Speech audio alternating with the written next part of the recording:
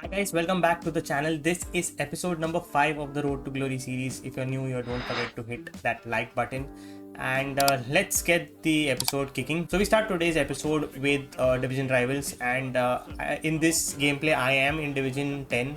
Let me know in which division you are in and how are you all feeling the gameplay is. For me, I am actually struggling in terms of the gameplay because I don't know, man. The animations of the game has changed so much compared to what it was in FIFA 23. So defending has been very difficult. Like the amount of goals that I'm leaking is not even funny. But at the same time, we like I also end up scoring a lot of goals. So that balances it out. But I think so. Right now, FIFA or EA24 is more like outscoring your opponent more rather than defending. I played a couple of players that are actually good at defending in the game, but even those players compared to FIFA 23, right? Like in FIFA 23 there could be certain games wherein I'm unable to score against players, but here compared to that I can score against most of the players, even like the player is damn good. So I think so EA will probably patch up the like update the game and sort out the defending. So we finished like 3 wins in rivals, and I think so the next game is for the qualifier to division 9, and I really love these animations. So whenever you're up for a an upgrade or a qualification match, right, to the next division, this is how like the whole gameplay looks like. It's more like like the foot champs vibes that you get. So we start the game and we concede the first goal. However, Ansu Fati gets us the equalizer. And what I have realized in this game is, right, the more close passing that you do, especially in the box, right, I think that is the meta in the game. So what we used to call rattiness in FIFA 23 is now looks like the meta in this game, because I think passing for me is the meta in this game. I don't know how Werner wasn't offside over there. I really thought he was offside, but you know what? I thought let's continue with the gameplay, and we go from what 2-1 to like 4-2. However, my opponent scores a goal with Gonzalo Ramos. Is that? I think he's joined PSG right now. Yeah, he has joined PSG right now. And also the new control dribbling. Let me know what do you all think about this. So what I did here with Werner right now is by holding the the R1 trigger, and also like the L1 R1 pass, right? So to be very honest, I was actually, my muscle memory is trained to do the L1 R1 triangle, which is a lofted through pass. However, I ended up doing like a driven pass because that is the new mechanics, right, in terms of the button changes. I have a video for that, so do go and check that out on the channel. We reach division 9, and this is how the team is looking at. Werner, like 7 games, 13 goals. We have Ansu Fati, who we bought for 7,500, who has a couple of goals. Grumo and the rest of the guys are like more like in the midfield. Saka also has like decent contribution in the goals, but overall this team is looking decent, I think so. This is a team that I can probably take to weekend league. So also in terms of the setup, right, it's very complicated right now. You have like I have 3 midfielders, right, so it's very difficult to choose who plays where. So right now Walker sticks to center back. We have Llorente playing right back, and for now I'm playing Bruno Jimenez in at that cam role. I would love to change that, but for now this is what I'm going. And the teams also that I'm meeting like here in division 9 are, I think, fellow grinders of the game, because obviously I'm pretty sure only if you are an addict of this game, right, will you buy the ultimate edition. Like till 3 years back I used to always buy the regular edition of FIFA 20, like FIFA whichever came out. But this year, not this year, but from last year we have been buying the ultimate edition. So I'm pretty sure most of you guys, or most of the people who have the game right now, are all addicts in the game, and that resonates in the gameplay. Like look at this, I'm like 3-1 down again. I think most of the games that I play, right, in this session of FIFA, I end up like scoring 2 or 3 goals. Also the L1 R1, that's the I don't know which agile dribbling or it's a contextual dribbling, one of those, right? It's right now it is very broken in the game. So make sure to give that a try. That seems to be one of the most, because I was playing against one opponent, I think it's not there, it's not part of the recording, but he was spamming the L1 R1 dribbling, and it seems to be broken. So after that, even I decided to go ahead and do that. So that's another game where we get a rage quit. So that's 2 rage quits. So we have been lucky in that front. Next game again, you know what? I was like, this guy has like Kolomuani and he has this striker called Russo. And Russo looks very average, but he puts, I think this opponent goes ahead and scores like 2 goals against me. And for some reason, I again failed to defend it. Like I watched like 3 videos about how to defend in EAFC, and this is something that we do every year. Like I struggled with defending in FIFA 22, so as in FIFA 23.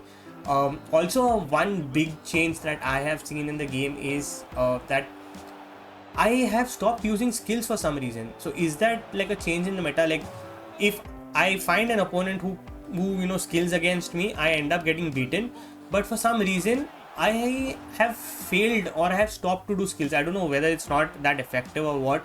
I will have to go and check out what is going on in the community, whether people are skilling right now or no. But right now, at least for me, I have not been using skills.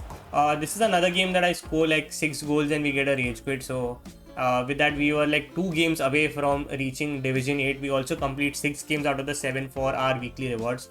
Also, to give a fair update, we are selling everything that we get on the way. We have reached 73k. Then I was, I finished the league, hybrid league. So let's go ahead and do the hybrid nations. So we submit. I think I quite easily, with the amount of players that I have in the club, right? I must have spent roughly around 3 to 4k in buying certain players, because obviously I do these SBCs on my own. I don't go to Footbin, because if you go to Footbin, people use that Footbin as a as a way to trade. So you must have watched a couple of videos out there, right? You go there, you watch, you see what is the latest team, and then you select one player and you start investing in that player, and that's what a lot of people do. So that's why stay away from those. It's very easy. Like once you do either one of those advanced SBCs, or even if you can complete the foundation SBCs, right, it is very easy to do the advanced SBCs. So give it a shot. So these are the I think we get like 5 packs overall from this this whole SBC. But however, out of the first 2 packs, we don't get anything great. We don't even get like a board or a walkout. The next is a rare mega pack. That is the 3rd pack. We get Spanish left wing back, and that's Grimaldo. So I was happy when I got Grimaldo, because he was just one of the 2 players that we had actually bought with coins. And obviously I got Grimaldo only because he fits in the whole setup, right, in terms of my Spanish setup. And it's very difficult to have like 3 leagues. Like you can do up to 2 leagues in like since the whole change in how chemistry works. Next we open the rare player pack. Out of the rare player pack, we get English right back from Liverpool. We packed Arnold, we packed Trent Alexander-Arnold, and not only that, guys, this is our first double walk out on the channel, guys. So we also packed CDM from Wolfsburg, that's Oberdorf. Man, these names are so difficult to pronounce. We get Lukaku, Acerbi, and Thuram, David. Lacroix is a good shout, but he is now back to Wolfsburg. Earlier he was in the Premier League last year, right? So I think so that was the time that his prices were high. I also then decided to put all the players that we have from these these additional players that we pack, just put them into like the 78 plus, which was released on Monday. But before that, I decided to open the jumbo, and when I see the Canadian flag, I'm like, I packed I think I packed Davis, and I end up packing this Sheridan girl. Next, out of this pack, also we don't find anything, and after this point, I was, is it even worth doing these advanced SPCs? Like, I'm not even packing anything. I see other streamers like packing like great players. However, our luck is not that great, and I end up changing my camera settings from tele-broadcast to co-op. This was all thanks to, I watched Neil Guide's video, and he was talking about how the most easiest way to defend is just run back and do nothing. And here the game is so glitchy right now, especially in the box. Like certain touches are so heavy, certain touches are like very average. Like look at this goal that we scored here. But overall, man, after I did change the camera angle, I found it slightly easy. Here my system or my game started lagging a bit. Otherwise that was a guaranteed goal. The shot that I actually pressed the button, right, compared to when it got triggered, there was so much delay in that because of what we couldn't score. But we end up scoring 2 goals against this opponent. and then Werner puts this nice lofted pass for Saka. Saka cuts in. I use the R1 dribbling, and I score another rage quit in this game. So we are just one game away from getting promoted to Division 8. Also, we finish our weekly reward upgrade. We reach level 11 of the season progress. I was confused between taking Van Dijk and Bellingham, but I was like, you know what, Van Dijk is meta. I might end up packing Bellingham somewhere down the line, so I do take Van Dijk.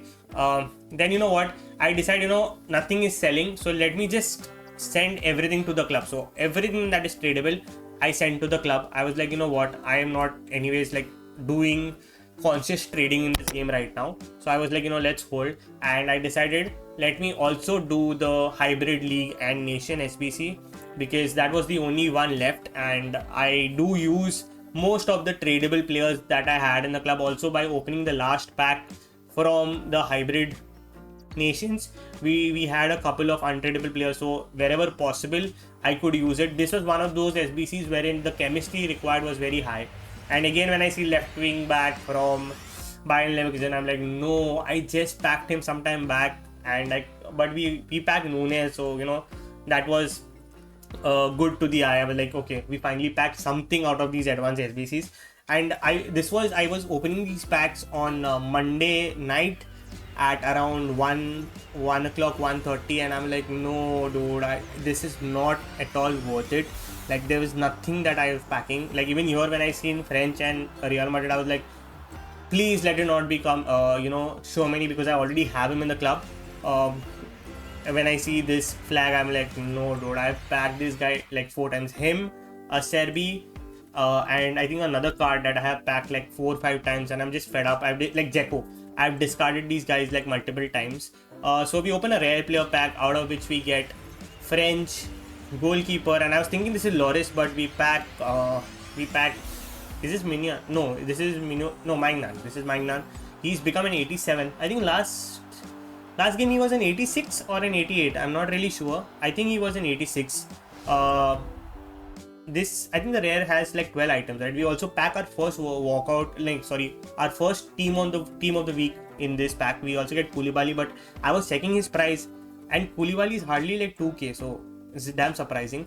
And finally, we open the mega pack, out of which we get English centre mid from Real Madrid. We get Jude, guys. We packed Jude, and this was like 1:30 at night, and I'm like, this is worth it. This is absolutely worth it. We have Tchouaméni, we have Llorente, we have Balde.